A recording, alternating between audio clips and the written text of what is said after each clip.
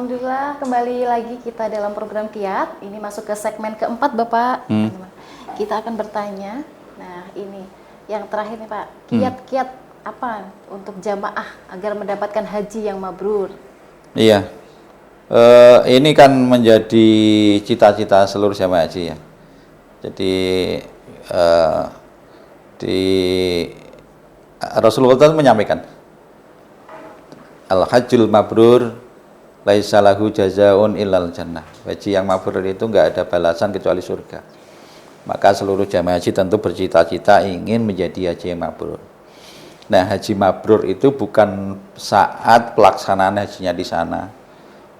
Tapi haji mabrur itu dapat diukur ketika jamaah haji sudah pulang ke tanah air. Bagaimana amalnya itu setelah kepulangan ke tanah air. Jadi bukan saat di sana. Kalau di sana kan memang suasananya sangat mendukung. Jadi di Tanah Suci sangat mendukung suasananya di sana itu. Ketika tadi saya sampaikan ketika di sana itu memang dunia itu seolah-olah ditinggalkan semua. Kita hanya pure akhiratnya. Dan itu hampir seluruh jamaah haji yang ke sana dari seluruh dunia memang ya kegiatannya hanya untuk beribadah, berjamaah, sholat dan lain. Dan itu mendukung sekali. Artinya situasi dan kondisinya sangat-sangat kondusif di sana. Orang mau jamaah itu kalau nggak jamaah malah isin. Misalnya seperti itu. Kalau enggak ya memang ini memang kegiatannya seperti itu. Nah, bagaimana agar amal-amal selama di Tanah Suci baik di Mekah maupun di Madinah ini bisa ditransfer, bisa dipraktekkan, bisa diterapkan selama kepulangan di tanah air. Ini tantangan yang besar ya bagi jamaah haji kita setelah pulang tanah air. Bukan lalu kemudian pulang ya sudah kembali semula, enggak. Ini bukan mabrur. Ya, mabrur itu kadang ada mabrurnya hanya seminggu, mabrurnya hanya sebulan, mungkin 2 bulan atau mungkin setahun, setelah itu balik tomat. Apa jenenge? Balik seperti awal. Enggak. Tetapi bagaimana agar seluruh amal-amalan ketika di Tanah Suci itu tadi dipraktekkan, bisa dipraktekkan kembali, diaplikasikan ketika sudah di rumah di tanah air. Nah ini yang menjadi ciri-ciri kemabruran jamaah haji kita itu. Wa amaluhu khairan min qablihi. Amalnya itu lebih baik dibandingkan sebelum haji. Bisa jadi sebelum haji ratau sholat misalnya tapi ya ora lah. Atau sholatnya masih jelong-jeling tadi, bolong-bolong tadi. Zakat infak sedekahnya masih tiap tahunan, zakat fitrah tok. Terus infak yang nggur 2000-an nang masjid berjumat mau. Jumatan sesasi ping 4 berarti 2000 ping 4 pira? 8000 nggur.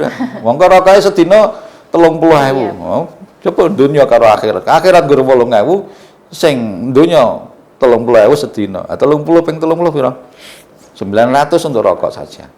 Tapi akhiratnya nggur 80.000, ra imbang blas. Ya cah nom-nom kuwi lho. Nah, seperti itu. Nah, tetapi ketika sudah haji maka kemudian bisa meningkat. Karena ya ibadahnya meningkat, sholatnya sudah bagus karena selama 40 hari di sana kita diajari langsung oleh Allah. Diajari langsung oleh Allah, dituntun oleh Allah, dibimbing oleh Allah untuk berangkat jamaah setiap waktu. Enggak setiap hari, setiap waktu. Kita ke masjid setiap waktu. Hanya pergi pulang ke masjid, jamaah sholat. Kemudian zakat infak sedekahnya juga kita diajari di sana karena di sana itu banyak orang yang minta-minta. Di sana ya, baik yang perabot masjid, orang tukang cleaning service itu setiap kita mau ke masjid banyak orang yang minta-minta. Ya meskipun seikhlasnya 1 real, 2 real itu kan mengajarkan kita untuk enteng untuk infak sedekah, untuk zakat.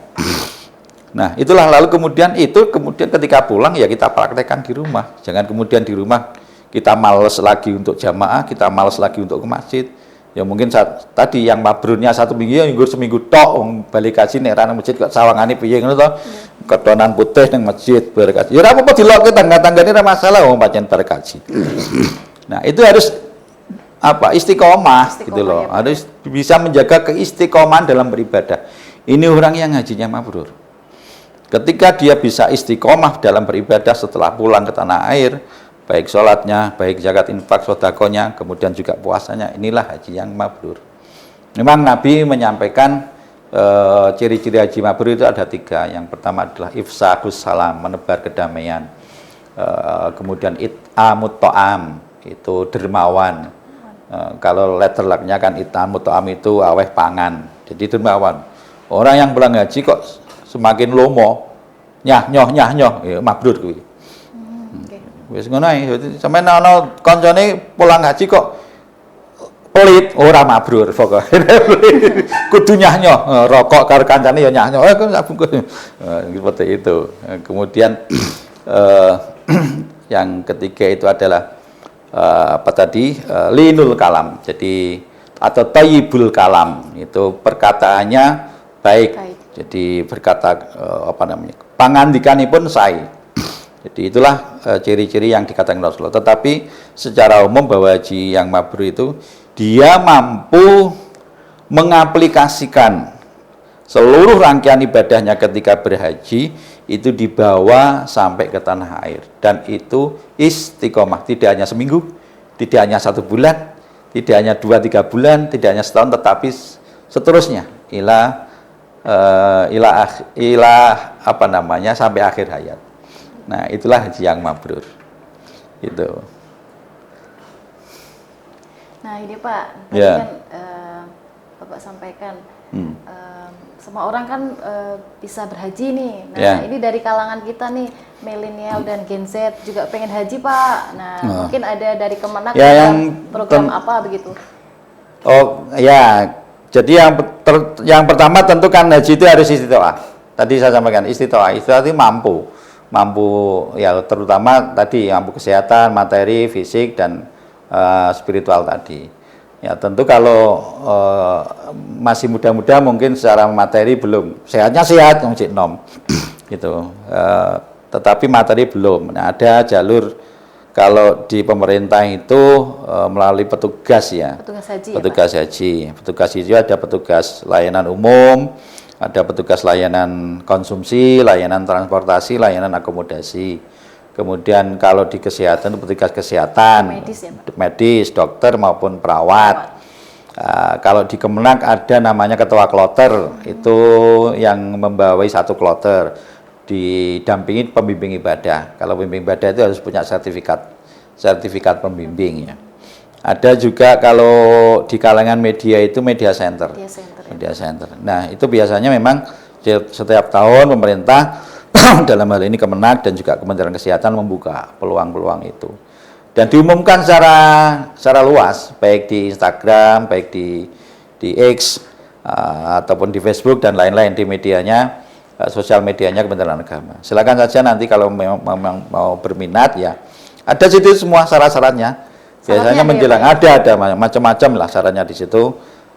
Misalnya ada rekomendasi dan lain-lain, nanti diikuti saja alur-alur itu. Kemudian seleksinya ada yang diseleksi di provinsi, ada yang seleksi nasional. Kalau MCH itu di nasional ya. Kalau yang di provinsi itu tergantung kuotanya, kuota provinsi masing-masing.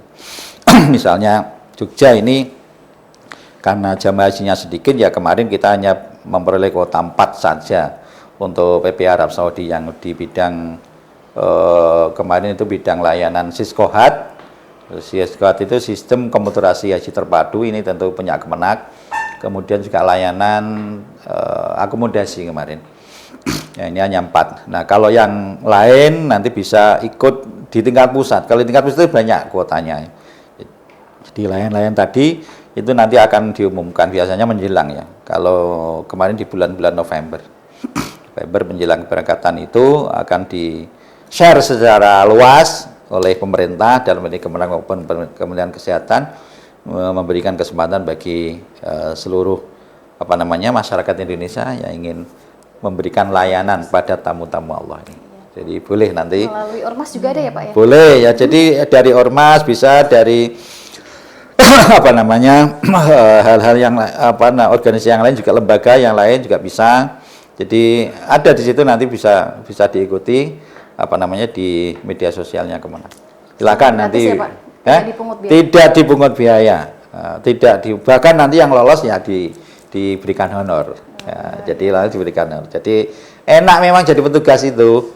Jadi sudah bisa haji masih diberi honor. Iya. Nah, makanya nanti monggo bisa diikuti. Saya sudah berulang kali saya.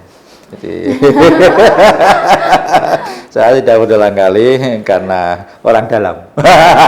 Maksudnya orang dalam orang kemenang. bisa ajak-ajak Tetapi kita. ya tetap ikut seleksi. Iya. Saya itu 2014 ikut seleksi, 2012, 2016 juga ikut seleksi.